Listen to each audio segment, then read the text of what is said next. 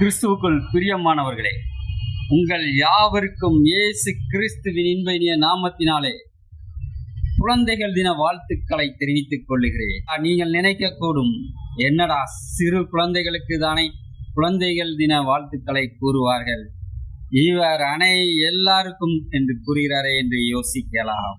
காரியம் என்னவென்றால், மத்தேயு 18ஆம் அதிகாரத்திலே இயேசு கிறிஸ்து இப்படியாக குறிப்பிடுகிறார்.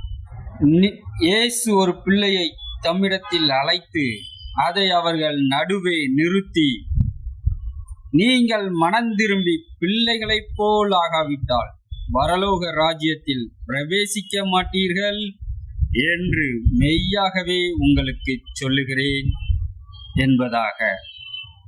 ஆம் பிரியமானவர், ஒரு சிறு பிள்ளையை இயேசு தமக்கு முன்பதாக எடுத்து நிறுத்திவிட்டு அவர் கூறுகிறார், நீங்கள் மனம் திரும்பி சிறு பிள்ளைகளைப் போல மாறாவிட்டால் பரலோக ராஜ்யத்தில் உங்களுக்கு ஒரு நுழைவே கிடையாது.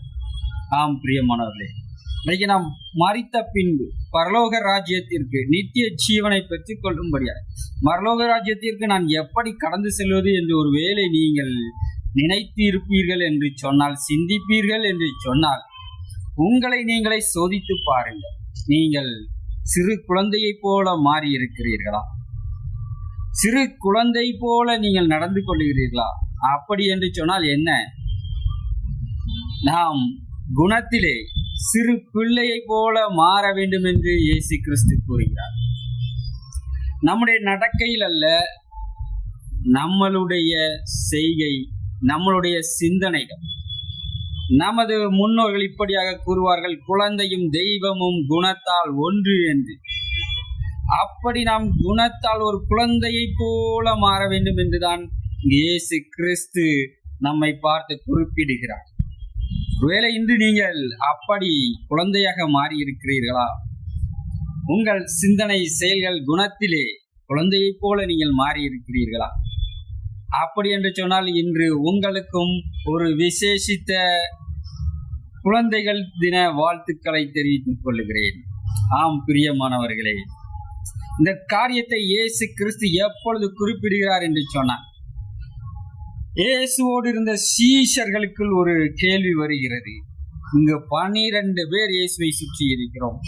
பரலோக ராஜ்யத்தில் யார் நம்மில் பெரியவராய் இருப்பார் என்ற ஒரு கேள்வி. எப்படிப்பட்ட ஒரு சிந்தனை பாருங்கள். இயேசுவோடு இருக்கிற நம் 12 பேரில் ஒன்றாகவே இருக்கிறோம், ஒன்றாக உறங்குகிறோம், உணவு உண்டு கொள்ளுகிறோம், இயேசுவோடு சுற்றுகிறோம். ஆனால் அவர்களுக்குள் இருந்த ஒரு சிந்தனை, நாம் 12 பேரும் ஒன்றாய் இருக்க வேண்டும் என்ற அந்த ஒரு சிந்தனை இல்லாமல் ஒரு இருமாப்பு வந்து, ஒரு பெருமையான ஒரு எண்ணம் சிந்தனை இருதயத்தில் வந்து, இந்த 12 பேரில் யார் பெரியவனாய் இருப்பான் என்ற ஒரு சிந்தனைக்குள்ளாய் அவர்கள் கடந்து போகிறார்.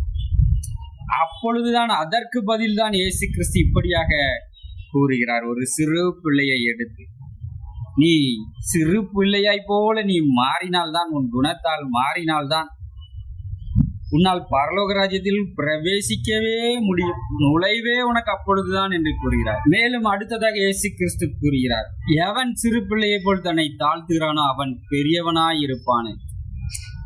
ஆகவே உங்கள் குணத்தினால் குழந்தையை போல இன்று மாறும்படியாக இயேசு கிறிஸ்து நம்மை அறிவுறுத்துகிறார். அப்படியாக மாறுவீர்களாக பரலோகத்திலே நுழைவை பெற்றுக் கொள்ளுங்கள்.